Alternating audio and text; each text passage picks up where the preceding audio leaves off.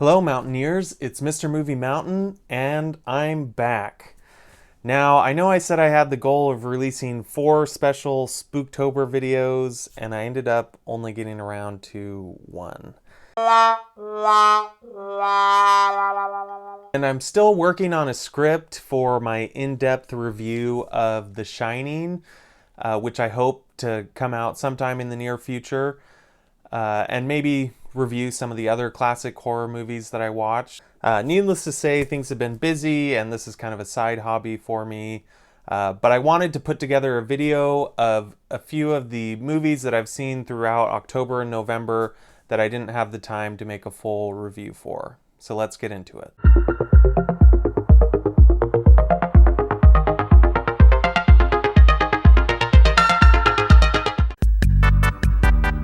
First, let's start with The Wild Robot, the DreamWorks adaptation of a popular kids' book. I thought this movie was absolutely stunning in its animation style, although sadly this is reportedly the last animated film for DreamWorks that will be done completely in-house. So we'll see how that outsourcing process affects projects going forward. This heartwarming story is about found family, motherhood, and using your differences as strengths as you come together in community. I thought it was really touching, and anything with robots is cool. Due to the stunning visuals and compelling story, The Wild Robot gets a 4.5 out of 5 on the Mountain Meter. It joins the ranks of movies like WALL-E and The Iron Giant as a top-tier robot movie. The next movie on my list is not quite as heartwarming. I'm talking, of course, about Joker Folie à Deux, or Joker 2. Can you introduce me as Joker? I understand what director Todd Phillips was trying to do with making it crystal clear that the Joker is not a hero to be emulated, but rather a man who the system failed, who then went on to commit a bunch of heinous crimes, and not someone that we should be looking up to. But in the end, this movie suffered from the fatal flaw of just being so boring. Unbelievably boring. Boring! At about 2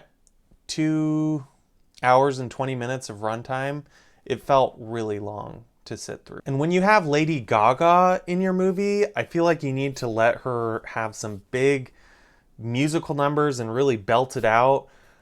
But they mostly had her singing in like a raspy whisper that was not great. I feel like she was underutilized in what she could have done in this movie. And it's been pretty universally dragged, so I won't add too much more to the conversation.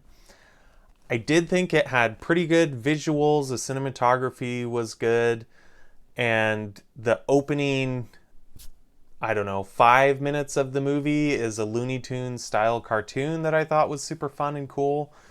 But other than that, I can't really recommend this movie. Joker 2 gets a 2 out of 5 on the Mountain Meter. How they spent this much money on a movie that's essentially a courtroom drama with a few other simple locations sprinkled in is beyond me. Next on the list is the cute, small movie by A24, We Live in Time. This movie, of course, stars Andrew Garfield and Florence Pugh and follows them through several periods of their life.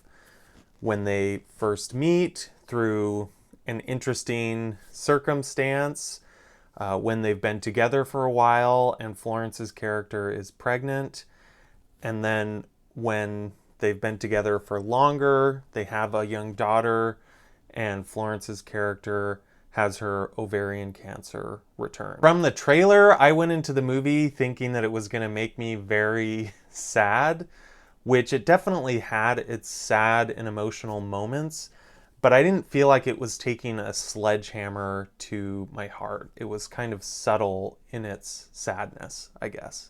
It was also nice having Andrew and Florence speaking as their British selves and not having to do an American accent. And I enjoyed this movie, but ultimately I don't think it'll stick with me for a long time, with maybe one exception.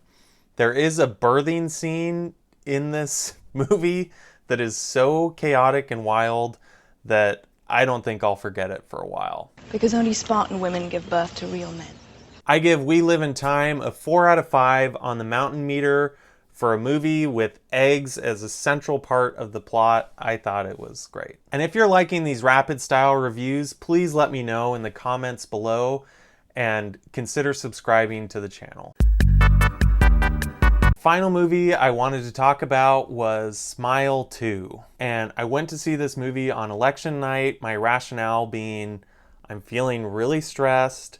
What better to take my mind off of what's going on besides watching a horror movie? And let me tell you, Smile 2 did not disappoint, even if other things that night did. And I'll preface by saying I haven't seen the first Smile movie, but from watching it, I didn't feel confused of what was going on. The camera work in this movie was very impressive to me. There were shots that I kept wondering, how did they pull this off? And the transitions that they incorporated. One in particular that comes to mind is they had this outside shot zooming in what I assume was a drone into a window, but then it just continued on through the window so seamlessly. I was pretty impressed. There were a lot of jump scares that felt earned and not cheesy at all. And with Trap coming out earlier this year, I wonder if we're in our pop star horror movie era. Naomi Scott was excellent in her role as Sky Riley and showed an impressive ability to down entire bottles of water at a disturbingly rapid pace. I would say there's also great attention to detail in this film. One scene in particular that I'm thinking of is there's a deranged fan that somehow finds his way into her apartment, and as the suspense is building of what's going on, you don't really know, the camera isn't showing you, it starts to pan up over the clothes of this fan who has apparently disrobed himself, and the last shot you get before it pans up to the guy standing in the shadows is of his whitey tighties that have a skid mark on them.